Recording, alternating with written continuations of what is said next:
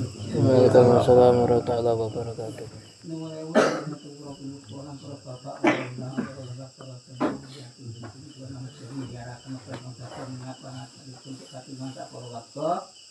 Niatipun lan ngajatipun niatipun ngawontenaken rakitan nambah sampai kakung ngukur-ukur ingkang pindah anggenipun nuwun kalih telah ingkang napa dinten lawan dalu gandeng ngawontenaken tenaga kala tak perlu. Nanti sengkalan ibu bumi, bapak kuasa, bapak akan ibu kawan, nanti kalian malaikat bakatan kita belakang jumlah kelatan sudah bisa itu nanti sengkalan malik. Cenderung akan jodoh dan lawan dalam anak untuk kata-kata kita berkata serola kan walu ditawan ingkang suara cinta satu ingkang suara cinta sopon tak perlu kangge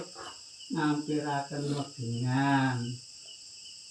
lan nanti sengkalane malih anggenipun ngatami anggenipun mau kita suci Al-Qur'an surat Yasin kaliyan firman manfaatipun dipun atau dipun firman ingkang dipun waos ingkang ngimami para wau dipun imam untuk tahun pelanggengan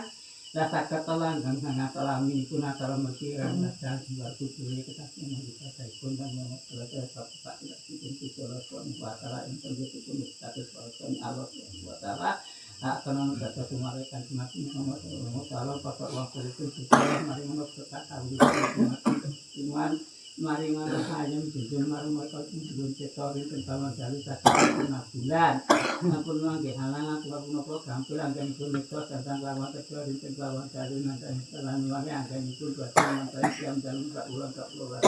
iman ini mengapai siang dalam ulang perusahaan mulipun secara masyarakat kekuatan keselamatan kejiwaan pengaruhan pengasuh bercetar untuk lama sekali saya katakan dan pernah dihalangan untuk program penangkan itu nyetor tentang lama sejak gandeng awan temukan malih mulai metri golong gangsal golong itu golong songo lan kekurang serta takiran lan apun sengkola ageng saperlu ingkang waspada kangge ngatami anggenipun mau kita suci Al-Qur'an surat Yasin talilan dikiriman saatipun dipintunaken mumpun dikatimaken sampun kami mantuk dhateng pelanggengan ingkang dipun waos ingkang imami kala wau sedaya leluhur ingkang mantuk dhateng jaman pelanggengan sageta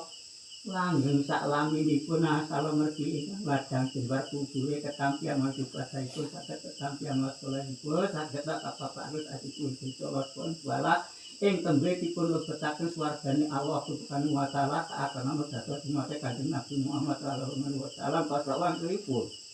Gusti Allah maringono berkah kawilujengan dhumateng nek katiman sak rakyat lan dia lan sak anak putune pun paringi kekuatan keselamatan kesentuman